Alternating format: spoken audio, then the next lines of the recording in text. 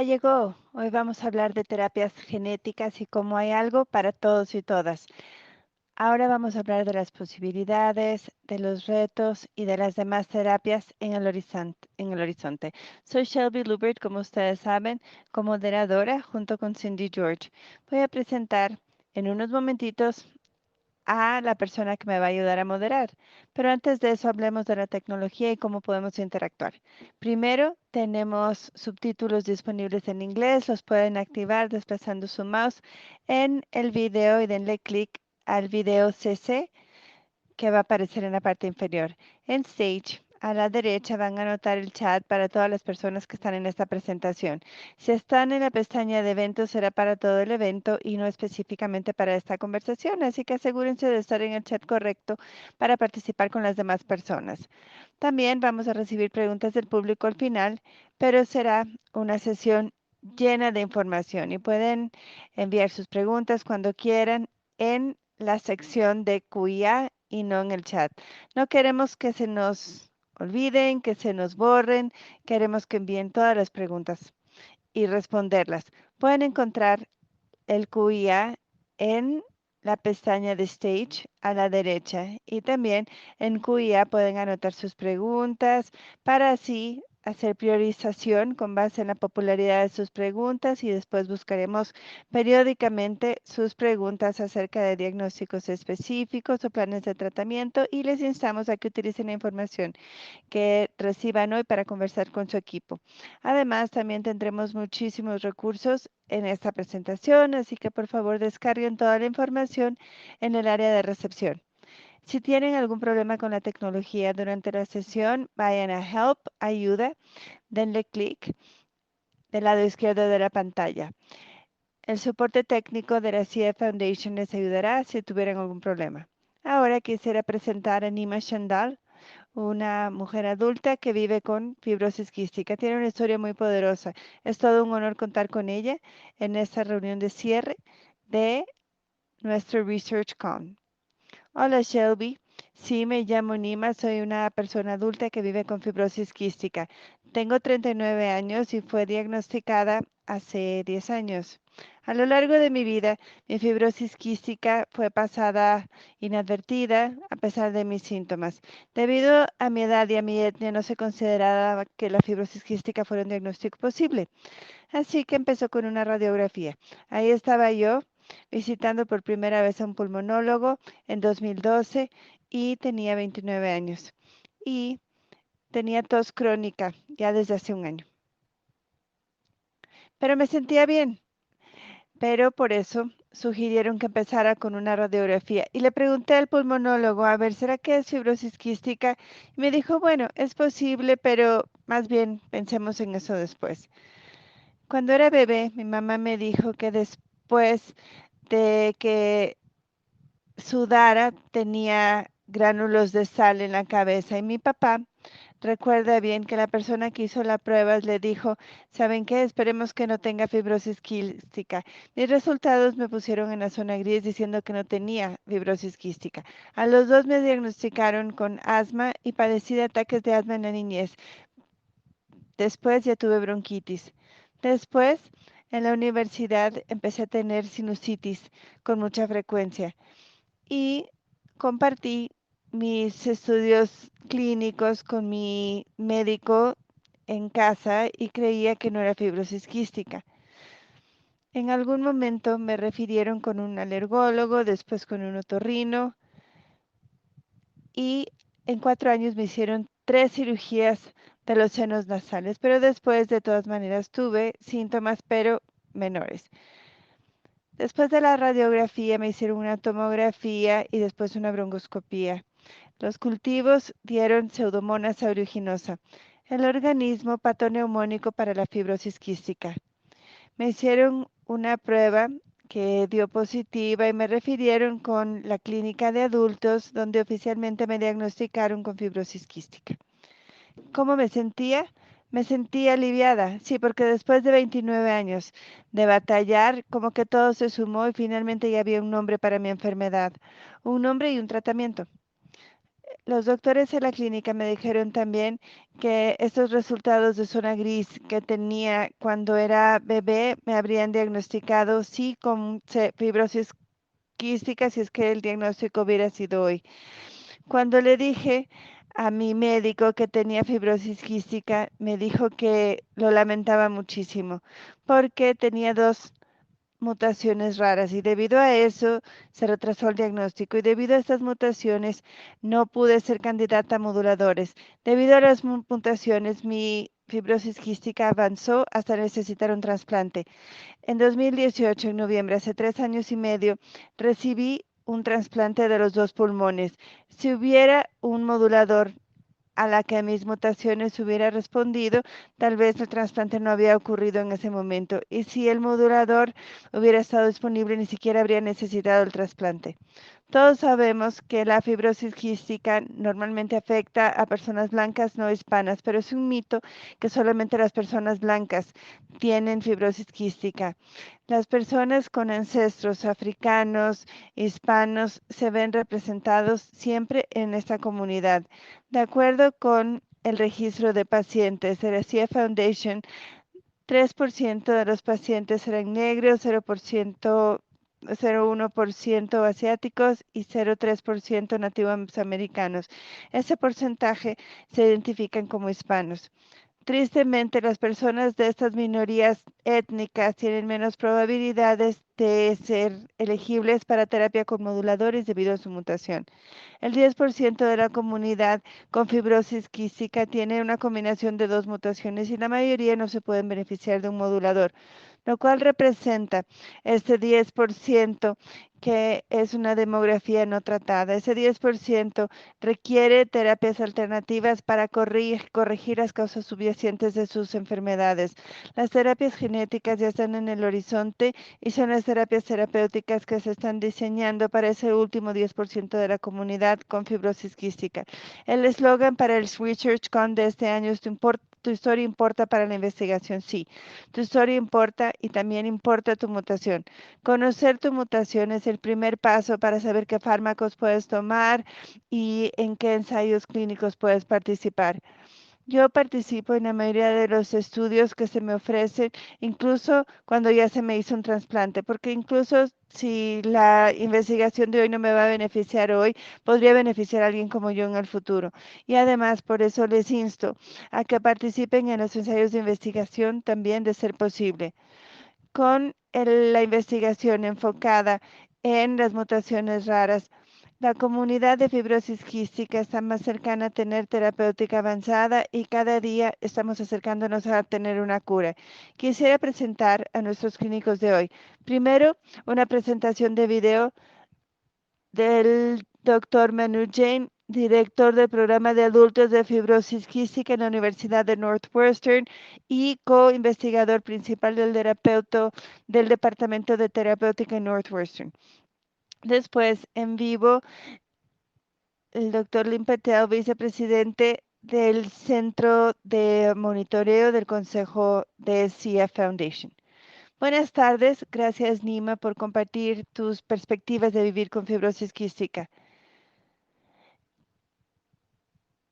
Agradecemos por todo lo que se ha hecho, pero aún no ha acabado. Muchas personas con fibrosis quística aún no son elegibles para el tratamiento farmacológico, incluyendo las personas de color. Por eso hoy estoy aquí para darles una actualización de los esfuerzos continuos por encontrar algo para todas las personas.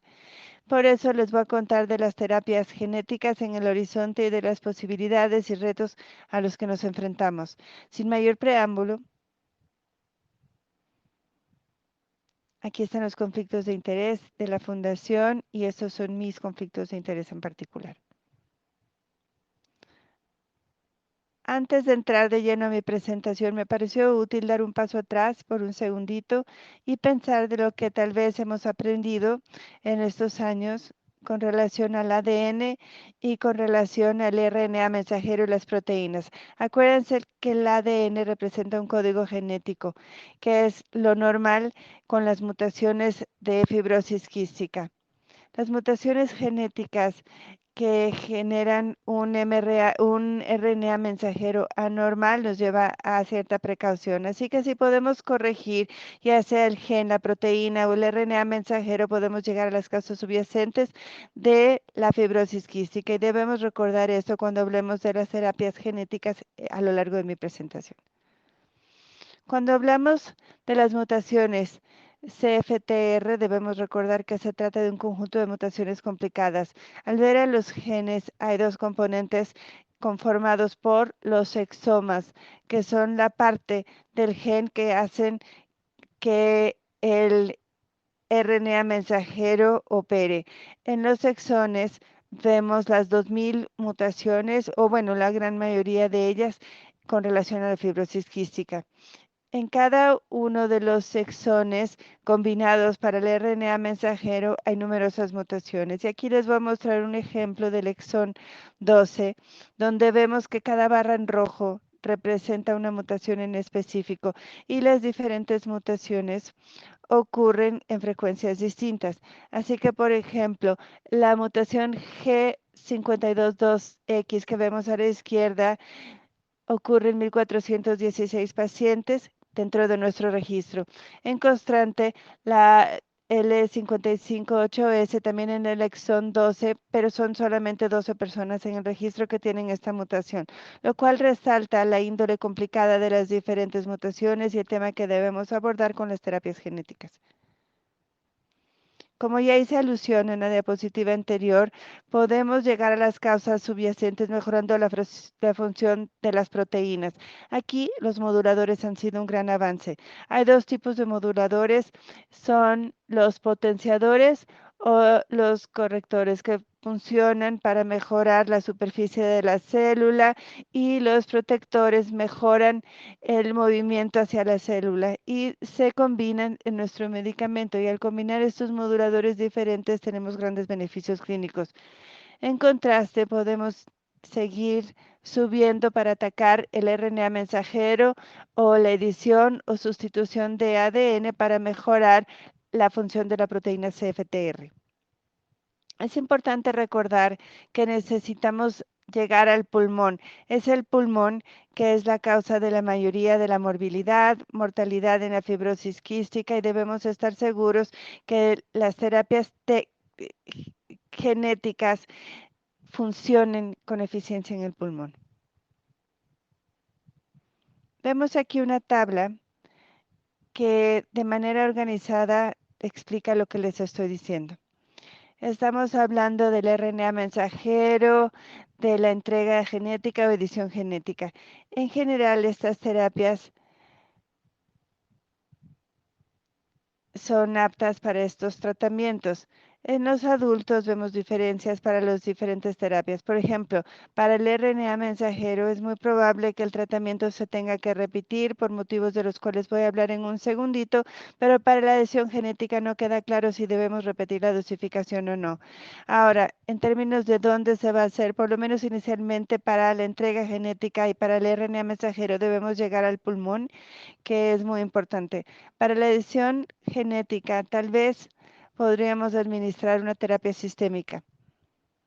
Ahora, ya sea que algo sea permanente o se tenga que repetir para el RNA mensajero, para la entrega genética, es muy probable que se deba repetir en forma constante, pero en edición no sabemos si en algún momento podremos llegar a hacer un solo tratamiento o si vamos a tener que repetirlo. También al hacer referencia a los moduladores de la proteína de rescate versus de las terapias genéticas, debemos recordar las similitudes y diferencias para saber con qué estamos tratando. Las similitudes entre las terapias genéticas y los moduladores son que primero atacan el CFTR, que es la causa subyacente. Además, son abordajes noveles que no existían en los últimos años.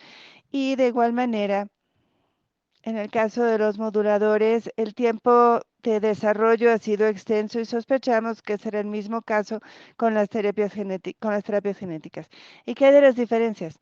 A ver, la proteína CFTR, como les dije, llega a la proteína para desarrollar el blanco o la diana terapéutica. Los moduladores de CFTR son orales, vienen en pastillas.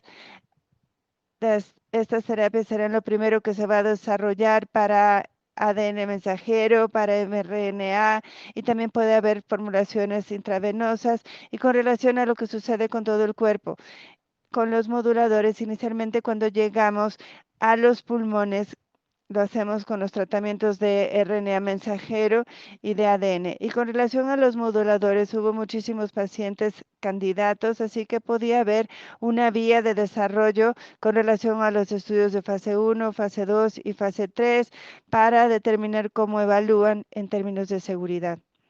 Debido a que relativamente son pocas las personas que van a ser candidatas para la terapia genética, será necesario contar con nuevos diseños y nuevas maneras de evaluar si algo está funcionando o no.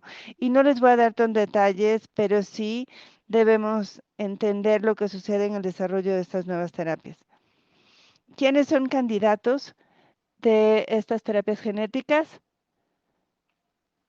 A ver, hay ciertas terapias o ciertos pacientes no elegibles para los moduladores y van a requerir terapias adicionales. O puede haber quienes no toleren los efectos secundarios de los moduladores. Por ejemplo, si no pueden tomar los moduladores, necesitan algo más. Y también hay gente que relativamente tiene un efecto modesto clínico. No todo el mundo tiene una respuesta modesta a Trikafta. Tal vez otras personas están buscando otras opciones de tratamiento. Y finalmente, podemos argumentar que todos los pacientes con fibrosis quística tienen la opción de este tratamiento, porque a pesar de que el Trikafta funciona, no cura, al final de cuentas. Así que hay que garantizar que todas las personas tengan una opción adicional de tratamiento. ¿Y qué hay acerca de los datos de registro?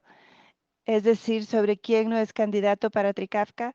Bueno, si analizamos a las personas de más de 6 años o no elegibles para Trikafta, vemos una gran proporción de pacientes negros o hispanos que necesitan opciones adicionales de tratamiento porque no pueden ser candidatos a Trikafta con base en su tipo genético, pero claramente es una población que necesita un medicamento, como ya hice alusión, lo cual nos lleva a las terapias específicas que vamos a empezar a desarrollar.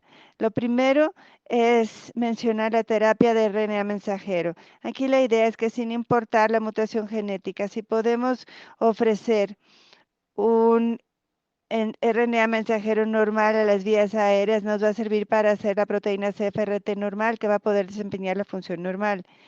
Los desafíos del tratamiento con mRNA mensajero es que no dura por un periodo prolongado en la célula, así que esa proteína va a durar durante un tiempo limitado y por eso el tratamiento tendrá que volver a ser administrado en forma cotidiana.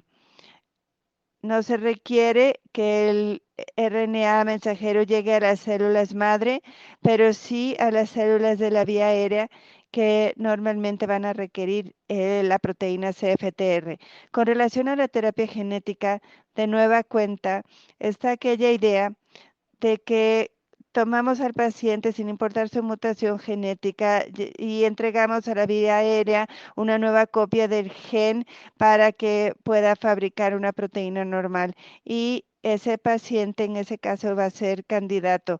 De nuevo, como con el mRNA, como con el RNA mensajero, los genes se van a perder con el tiempo y se disminuye la función proteínica con el tiempo y necesitamos nueva dosis. Y tal como con el RNA mensajero, no necesitamos los tratamientos de terapia genética a las células madre. Y con relación a la edición genética, que es la idea de que tomamos la mutación, la corregimos, pero ahora ya funciona como un gen normal. Y cuando funciona como gen normal, el RNA mensajero se vuelve normal y la proteína también se normaliza a lo largo de la función. Ahora, en la célula de edición se divide como si fuera una célula madre y las nuevas células obtienen la misma edición y podemos ir renovando la población celular. No obstante, si la célula de edición muere, entonces ya no podremos hacer la proteína normal y vamos a tener que repetir el tratamiento. Tal como les mencioné, idealmente trataríamos de llegar a la célula madre, que es la población más importante. Las tecnologías con las que contamos actualmente prácticamente no nos sirven para la edición. Por eso uno de los mayores desafíos es crear un programa más eficiente para la edición genética. Otra manera de pensar acerca de estas terapias es analizar en la analogía de un coche. Es decir, pensemos en un coche que está representando, en este caso, a la proteína CFTR y los problemas del coche representan las mutaciones de CFTR. ¿Cómo lo podemos resolver? A ver, primero tomemos un coche que no funciona y, a ver, lo quitamos, rentamos otro, tenemos acceso a un coche rentado, podemos hacer nuestras funciones normales y de cierta manera eso lo representa el RNA mensajero. Y claro que tenemos ese coche rentado por cierto tiempo, pero vamos a tener que rentar otro dentro de poco. La terapia genética es como tener un coche nuevo que ya nos pertenece a nosotros. Así que lo podemos seguir usando continuamente y quedará disponible para nosotros durante un periodo hasta que ya no funcione. La idea de la edición es que en vez de tener un coche nuevo o uno rentado, reparamos el coche que ya no funcionaba y lo reparamos de manera que pueda funcionar normalmente, que podamos desempeñar las funciones normales y este coche reparado ya sería nuestro y lo podríamos usar por un periodo indefinido, que sería la edición genética.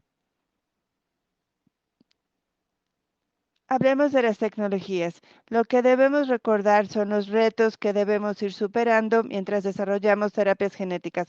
Uno de estos retos es llevarle la terapia a la célula correcta. Las vías aéreas están conformadas por diferentes tipos de células y la proteína CFTR se fabrica en las células en diferentes proporciones. La célula madre basal es como la célula que produce a todas las células y la célula secretora que está aquí en medio es aquella que produce la mayoría del CFTR. Así que al administrar terapia genética o de RNA mensajero debemos llegar a las células de secreción, a las secretoras para que ocurra lo que esperaríamos. Idealmente, si queremos llegar a las células madre, tendríamos que de cierta manera hacer la corrección. Si fuera en estas células, también habría que tener producción en las células secretoras, pero técnicamente es algo difícil de hacer. Además de llegar a la célula correcta, debemos estar seguros de que las terapias genéticas lleguen a la parte adecuada del pulmonón.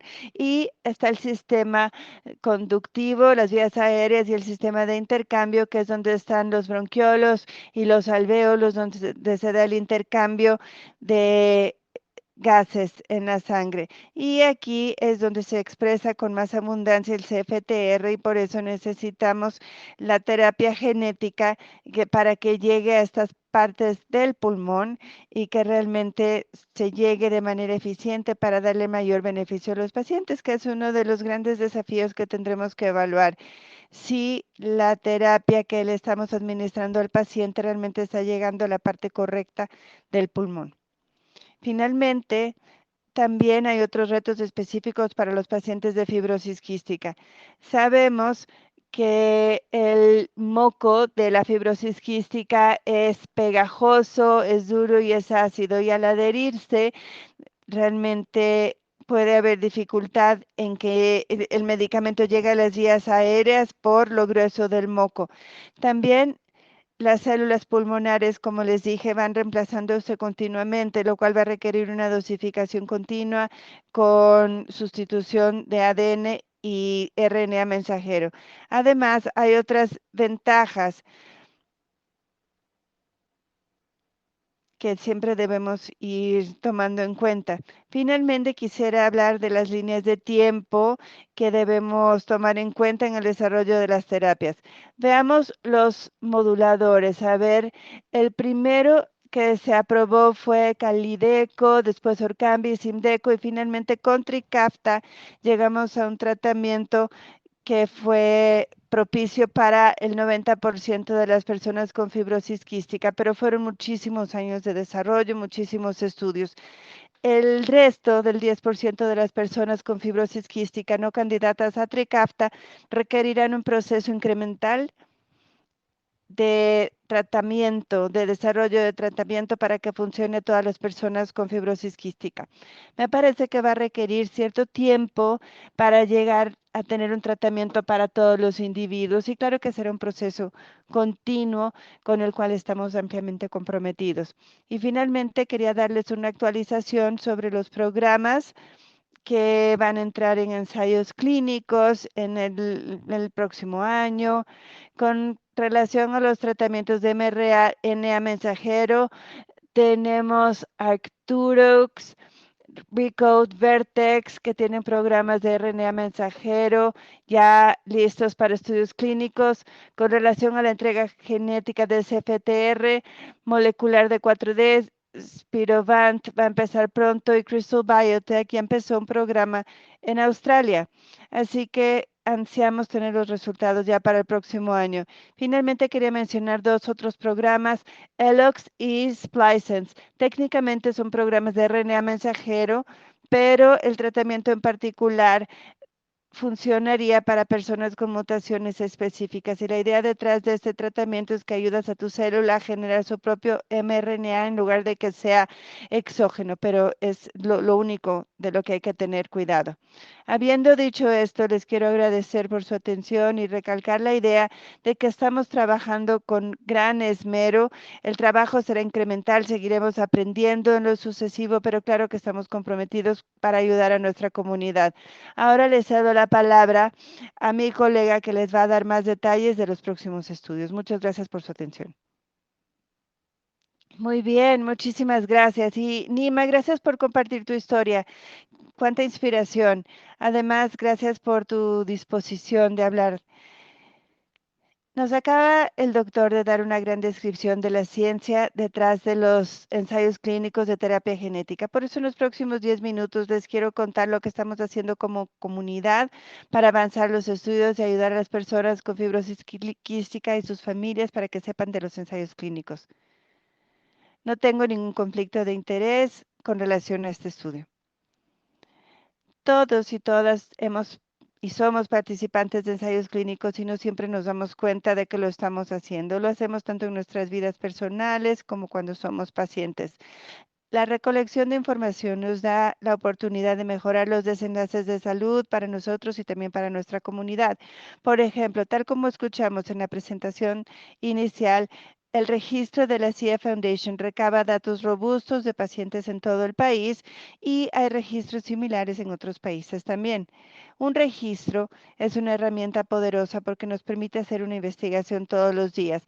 Los patrones identificados en el registro nos permiten aprender acerca de la relación entre función pulmonar y nutrición para transformar desde hace muchos años las guías clínicas. Las muestras de esputo son otro gran ejemplo de investigación que llevamos a cabo todos los días. Recolectar los cultivos de esputo nos ayudan a entender los organismos que se van dispersando entre las personas con fibrosis quística, lo cual condujo al desarrollo de nuestras guías de enfermedades infecciosas. Hay un ciclo de vida muy específico de un ensayo clínico. Cuando se está estudiando un fármaco, empezamos con un estudio de fase 1 y concluimos con un estudio de fase 4. Los estudios de fase 1 cortos y solamente se enfocan en la seguridad, pero los de 2 ya nos ayudan a determinar seguridad, eficacia y la dosis adecuada para el fármaco óptimo.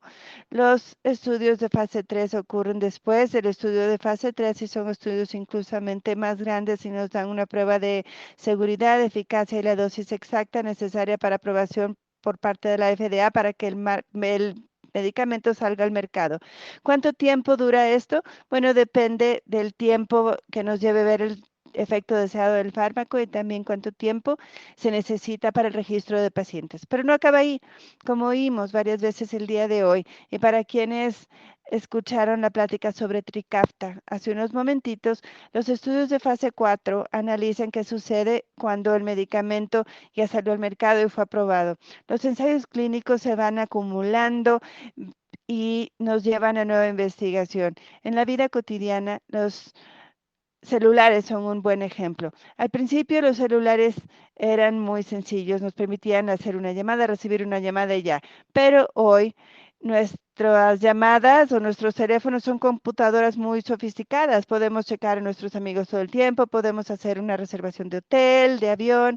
Los moduladores son otro buen ejemplo. El primer modulador se refiere a un porcentaje pequeño de la población, pero los estudios iniciales nos dieron los cimientos de los moduladores que sirven para el 90% de la población y esperamos que suceda lo mismo con la terapia genética, porque primero debemos enfocarnos en un segmento corto de la población, pero a medida que tengamos más experiencia, esperamos crecer e incluir a más personas.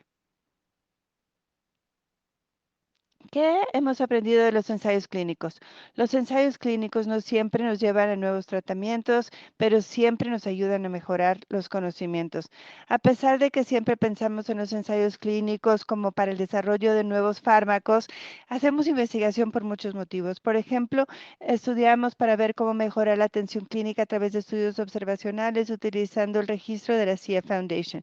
A veces los ensayos clínicos nos enseñan cosas sobre la fibrosis quística que no sabíamos antes. Así que, por ejemplo, hace años aprendimos acerca de las fluctuaciones normales en la función hepática que ocurren en las personas con fibrosis quística. Todos estos datos fueron recabados durante un ensayo clínico, pero no todos los ensayos clínicos nos llevan a descubrir nuevos fármacos. Hay otros que nos buscan ayudar a mejorar la salud mental con terapia cognitivo-conductual. Y como lo hemos dicho algunas veces durante estas sesiones, el seguimiento de los estudios de fase 4 nos dan información acerca de los efectos secundarios y la seguridad a largo plazo.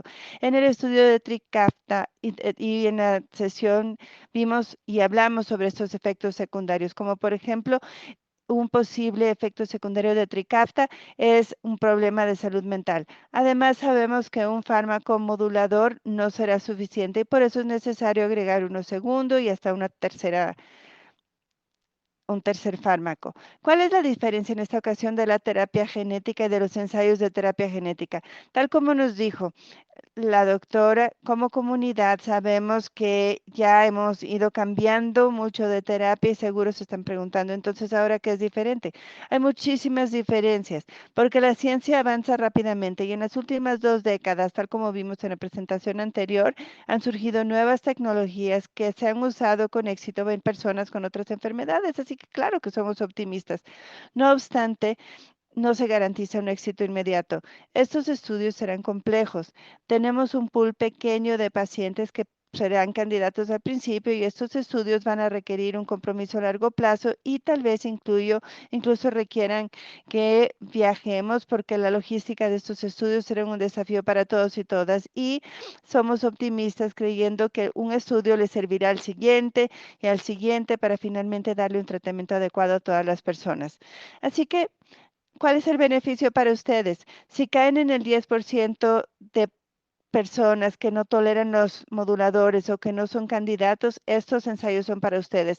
La meta es que finalmente sí sirva a todos y todas, pero de momento tienen la oportunidad de participar en esta nueva frontera y ayudar a la comunidad de la fibrosis quística a llegar a una nueva era. La seguridad de los pacientes es la prioridad central de todos los ensayos clínicos.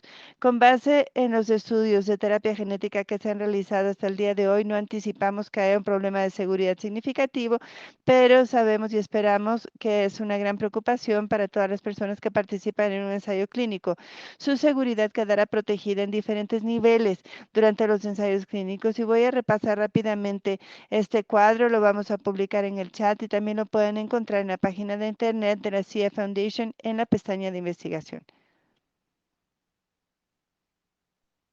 El mensaje central es que antes de que se permite que avance un estudio, se debe revisar y debe ser aprobado por 4 grupos separados. Todos ellos deben priorizar la seguridad, incluyendo la FDA, la Red de Desarrollo Terapéutico, el Consejo de Monitoreo de Seguridad y el Consejo de Revisión Institucional de cada centro del estudio. El Consejo de Monitoreo de Seguridad específicamente da seguimiento a todos los datos cuando empieza un estudio. El Consejo se reúne periódicamente según sea necesario y también periódicamente, especialmente si es que hubiera un problema. A lo largo de la vida del estudio, estos 4 grupos en forma rutinaria van a analizar cómo va el estudio, especialmente en términos de seguridad. El Consejo de Monitoreo también es representado por pacientes para que siempre se escuche la voz del paciente. Como paciente en el ensayo clínico, estás en el asiento del conductor, es tu deseo el que se debe respetar si quieres seguir. El trabajo del equipo es ayudarte a ti y a tu familia a tomar la mejor decisión. En los próximos minutos voy a repasar lo que hemos hecho como comunidad para ir avanzando con nuestro trabajo. Un grupo de trabajo multifacético de terapia genética hecho por científicos, miembros de la comunidad, se reunieron el año pasado y un subgrupo de trabajo se encargó de desarrollar materiales sobre terapia genética para los equipos de investigación y pacientes, porque reconocemos que todo el mundo debe estar en la misma página. Aquí vemos una demostración de la línea de tiempo del grupo educativo. Empezamos con focus groups para oír de las personas con fibrosis quística para saber qué sabían ellos, valga la redundancia, sobre la terapia genética y fue necesario desarrollar nuevos materiales genéticos, más materiales educativos para comunicarnos de la manera correcta. Y esto va a crecer a los equipos de atención clínica y va a continuar el próximo año y más allá, porque nuestro objetivo es garantizar que todas las personas tengan las herramientas necesarias para seguir mejorando.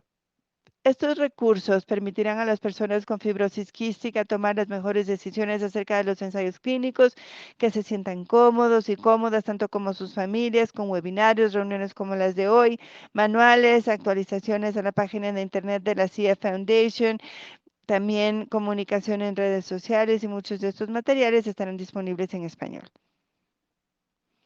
¿Cómo puedes ser tú parte del proceso? Tal como mencioné al principio, hacemos investigación todos los días y es a través de la investigación, ya sea ciencia básica, observacional o el descubrimiento de fármacos, que continuaremos mejorando las vidas de las personas con fibrosis quística.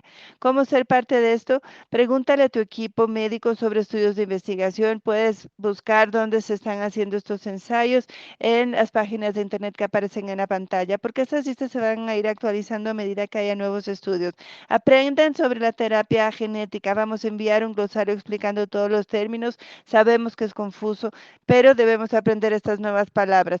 También van a recibir un folleto con preguntas de muestra que les deben hacer al equipo clínico para contar con todas las herramientas necesarias para saber sobre su mutación, para comprender las mutaciones, porque es un proyecto que debe avanzar. Aún hay muchas mutaciones de las cuales seguimos aprendiendo y si no conocen su mutación o su significado no les queda claro, entonces hablen con su equipo para que les hagan nuevas pruebas, porque todo el tiempo aprendemos cosas nuevas. Lo más importante es que deben compartir su voz. Únanse a la voz de la comunidad porque estamos en esto juntos y juntas. Muchísimas gracias.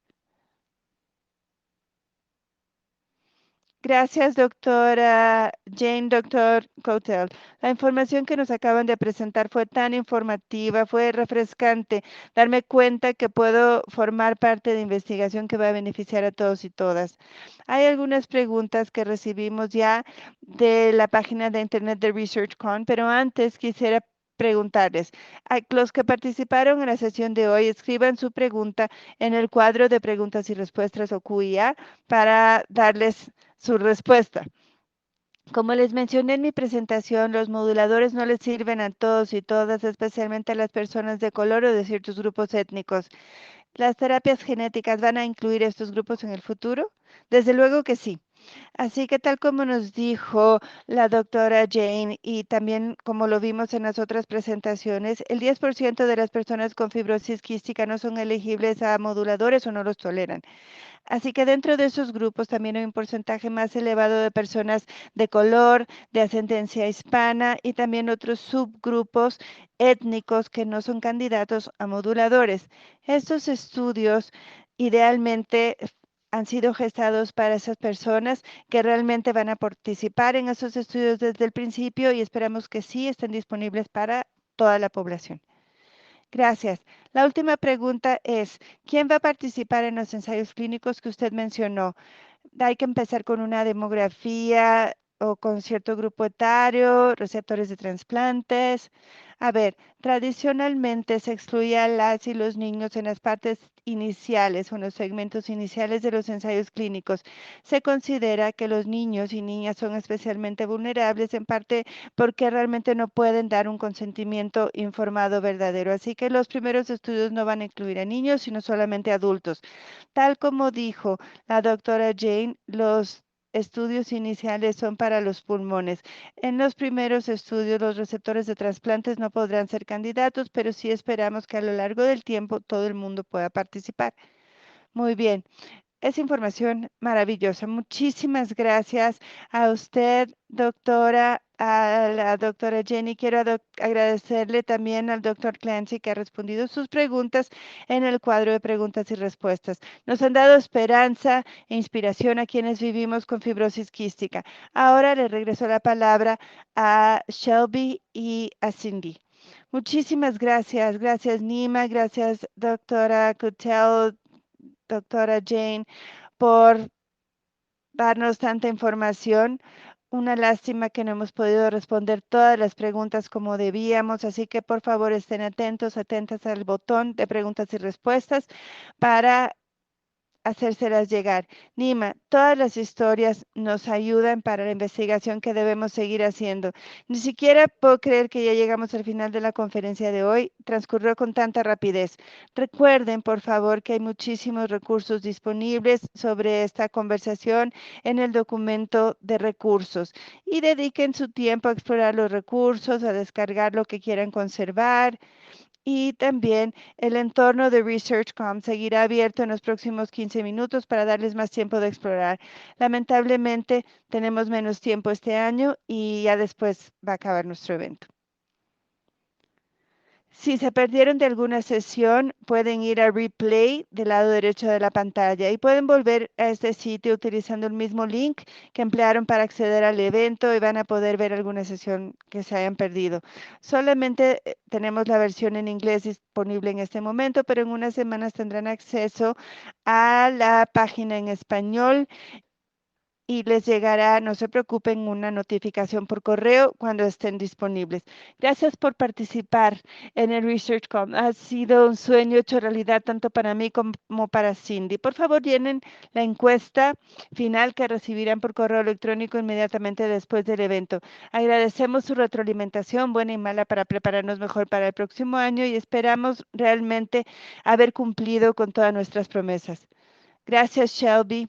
Gracias de nueva cuenta por acompañarnos hoy y antes de ayer. Queremos verles en más conferencias durante el año. Estaremos de regreso para el ResearchCon 2023. Espero vernos pronto. Que tengan un muy buen fin de semana.